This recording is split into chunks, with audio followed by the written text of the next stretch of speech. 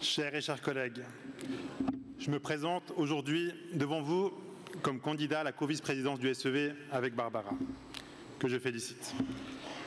Le SEV, c'est le syndicat des transports publics. Il est grand car il est organisé par la base, pour la base. Et c'est l'idée que je me fais du syndicalisme. C'est une base qui s'organise, c'est une base qui décide, c'est une base qui recrute. Au SEV, les membres ils sont organisés et ils sont représentatifs. Ils sont organisés à travers les comités de section, qui sont le premier lien avec les collègues sur le terrain. Ils le sont avec les sous-fédérations, qui les représentent et qui sont en lien avec le terrain également. Et le comité SEV, qui veille à appliquer les décisions de ce congrès et qui prend ces décisions stratégiques. Cette structure militante, elle est soutenue par l'appareil syndical, qui est composé de secrétaires syndicaux, qui est composé de juristes, de personnel administratif qui rendent possible cette organisation, de la communication et bien entendu de la direction. Et je suis convaincu que c'est cette organisation qui est la bonne.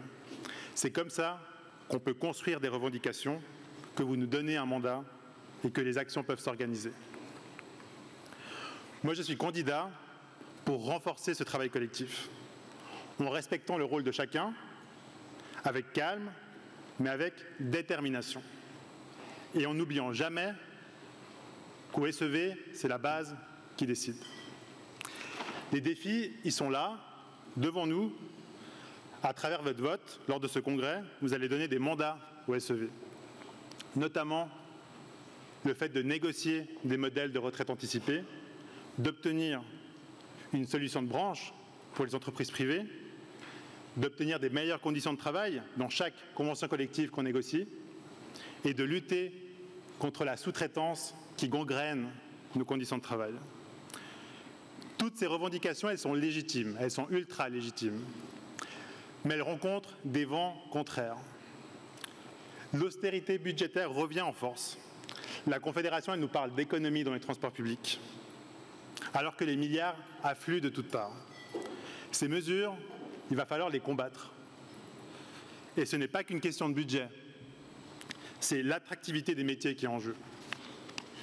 C'est la dignité et la santé des collègues qui est en jeu. On ne peut pas accepter que la qualité de vie et la sécurité des travailleurs payent la facture.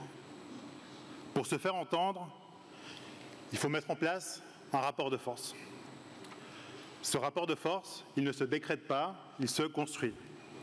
Il se construit par notre solidarité, par notre organisation et bien entendu par notre capacité à gagner des nouveaux membres.